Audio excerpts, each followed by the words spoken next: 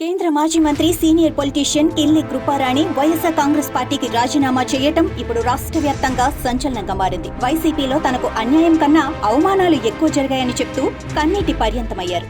ఈ కేంద్ర మాజీ మంత్రి అసలు కృపారాణిని వైసీపీ ఎలా ట్వీట్ చేసింది? ఇప్పుడు ఆమె రాజీనామా ఎంత మేర ప్రభావం చూపనుంది? కిల్లి కృపారాణి ఉత్తరాంధ్ర ప్రాంతం శ్రీకాకుళం జిల్లాకు చెందిన సీనియర్ పొలిటీషియన్. శ్రీకాకుళం ఎంపీగా అప్రతిహత విజయాలతో దూసుకుపోతున్న అప్పటి తెలుగుదేశం నేత, కేంద్ర మాజీ మంత్రి కింజరపు ఎర్రంనాయుడుపై కాంగ్రెస్ నుండి పోటీ చేసి భారీ మెజారిటీతో ఓడించి అప్పట్లో పెను సంచలనమే సృష్టించారు కృపారాణి. అది మొదలు ఆమె రాజకీయ ప్రస్థానం అప్రతిహతంగా దూసుకుపోయింది. కృపారాణి క్యాపబిలిటీ గుర్తించిన సోనియా గాంధీకి కృపారాణి మరింత దగ్గరయ్యారు. అందుకే కేంద్ర సహాయ మంత్రి పదవి సైతం కృపారాణికి చేరువ చేశారు. అయితే రాష్ట్ర విభజన అంశంలో పాపాన్ని మూటగట్టుకుని ఒక్కసారి పతన దశకు చేరుకున్న ఏపీ కాంగ్రెస్ లో అందరు నేతలు బయటకు వెళ్లినా కృపారాణి చాలా కాలం ఆ పార్టీలో ఉన్నారు. ఓవైపు కృపారాణి కాంగ్రెస్ లో కొనసాగిన అప్పటి వైఎస్ జగన్మోహన్ రెడ్డి వైసీపీ స్థాపించిన తొలినాళ్లలో చేపట్టిన ఓదార్పు యాత్ర, శ్రీకాకుళం జిల్లా పర్యటనలో సైతం కృపారాణి భర్త రామ్మోహన్ అన్ని తానే చూసుకున్నారు. అలా వైకాపాకు ముందు నుండి దండుగా నిలిచిన కుటుంబంగా కిల్లి కృపారాణి పేరు సంపాదించుకుంది. కానీ వైసీపీలో చేరటానికి మాత్రం కృపారాణి చాలా కాలం టైం తీసుకుంది.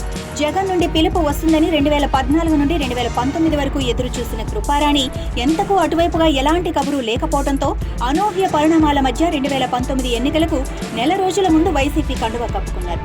జగన్ ఓదార్పు యాత్ర సమయంలో కాంగ్రెస్ పార్టీ అధిష్టాన నిర్ణయం కాదని వైసీపీ సంస్థాగత కార్యక్రమాల్లో చురుకుగా పాల్గొన్న తమకు పార్టీలో రెడ్ కార్పెట్ ఉంటుందని భావించి జాయిన్ అయిన కృపారాణికి ఇన్నేళ్లైనా సాధారణ కార్యకర్తలని ట్వీట్ చేసింది తప్ప చెప్పుకోదగ్గ పోస్టింగ్ ఒక్కటి కూడా వైసీపీ ఇవ్వలేదు. మధ్యలో జిల్లా పార్టీ అధ్యక్షురాలి పదవి ఇచ్చినా అది కేవలం కొన్ని నెలలు మాత్రమే పరిమితం చేసి తర్వాత ఆమెకు తెలియకుండానే ధర్మాన కృష్ణదాస్ కు ఆ పదవిని బదిలీ చేసేశారు. పార్టీ జిల్లా అధ్యక్షురాలిగా బాధ్యతలు నిర్వర్తించిన సమయంలో సైతం కృపారాణి మాటకు పార్టీలో విలువ అంతంత మాత్రమే అని చెప్పాలి.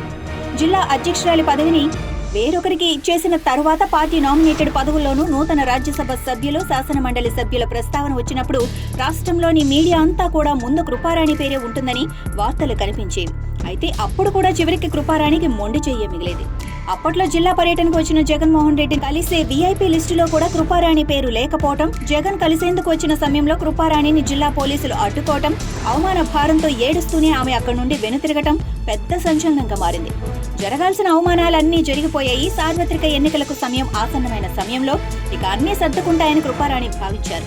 తనకు పార్టీ అందిస్తుంది అనుకున్న పదవులన్నీ కూడా ఫిల్ అయిపోయాయి. ఇక మిగిలింది శ్రీకాకుళం పార్లమెంటు స్థానమే కదా. ఆల్రెడీ శ్రీకాకుళం పార్లమెంటు బరిలో పలుమార్లు పోటీ చేసి ఒకసారి గెలిచిన అనుభవం ఉన్న తనకే ఈ టికెట్ అని గంపడాసలు పెట్టుకున్న కృపారాణికి చివరికి అది కూడా దక్కలేదు. శ్రీకాకుళం పార్లమెంట్ అభ్యర్థిగా పేడాడ తిలక్ పేరు ప్రకటించినప్పటికీ కృపారాణి గడిచిన కొద్ది రోజులుగా సైలెంట్ గానే ఉన్నారు. జిల్లాలో నేతలు అందరూ ఎవరికి వారు ఎన్నికల పనుల్లో నిమగ్నమైపోతున్నా కనీసం తన సపోర్టు కూడా ఎవరూ అడగకపోవటం కృపారాణిని, ఆమె కేడర్ను మరింత నీరుగార్చింది. జగన్మోహన్ రెడ్డి తన తమ్ముడు, ఇది తన తమ్ముడి పార్టీ అని ఎప్పుడూ చెప్పుకునే కృపారాణి పార్టీలో జరుగుతున్న వరుస అవమానాలు, అన్యాయాలు చూసి సహించలేకపోయారు. ఇన్ని జరుగుతున్నా జగన్మోహన్ రెడ్డి నుండి కానీ, అధిష్టానంలో పెద్దల నుండి కానీ కనీస ఓదార్పు, భరోసా లేకపోవడంతో తన విధేయతకు ఉన్న వీరతాడును తీసేశారు, రాజీనామా చేసేశారు. రాజీనామా ప్రకటిస్తూ కృపారాణి ప్రెస్ మీట్ లో కన్నీరు కార్చడం, ఆమెకు జరిగిన అవమానాలు అన్ని మీడియా ముందు ఏకరువు పెట్టడం ఇప్పుడు ఇవే రాష్ట్రంలో సంచలనంగా మారాయి. తప్పనిసరిగా వచ్చే ఎన్నికల్లో బరిలో ఉంటాను అని చెప్పిన కృపారాణి తిరిగి కాంగ్రెస్ పార్టీలో చేరారు. కడప జిల్లాలో ప్రచారంలో భాగంగా కిల్లి కృపారాణికి కండువా కప్పి షర్మిల కాంగ్రెస్ లోకి ఆహ్వానించారు. కడప పార్లమెంటు నియోజకవర్గంలో పర్యటిస్తున్న షర్మిల వద్దకు చేరుకున్న కిల్లి కృపారాణి కాంగ్రెస్ పార్టీలో చేరిపోయారు. ఈ సందర్భంగా ఆమె మాట్లాడుతూ జగన్ కోసం ఎంతో కష్టపడ్డానని, ఉత్తరాంధ్రలో పార్టీని నిలబెట్టానని చెప్పారు. అలాంటి తనను జగన్ పక్కన పెట్టారన్న కృపారాణి కష్టపడ్డా తనకు గుర్తింపు లేదని చెప్పారు.